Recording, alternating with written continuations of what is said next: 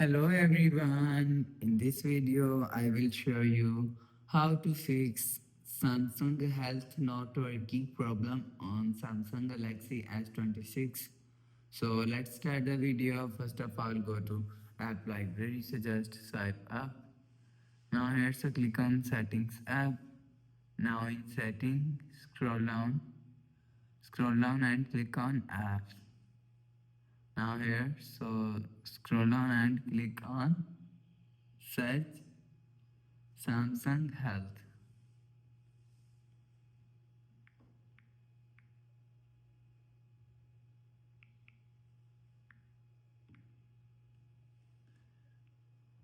You will see Samsung Health is here, so click on Samsung Health.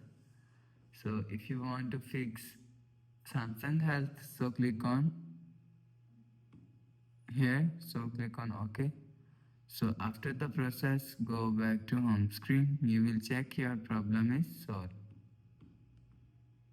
So after the process, refresh phone. So that's how you can fix Samsung Health not working problem on Samsung Galaxy S26. So if you like the video, please subscribe. Thanks for watching.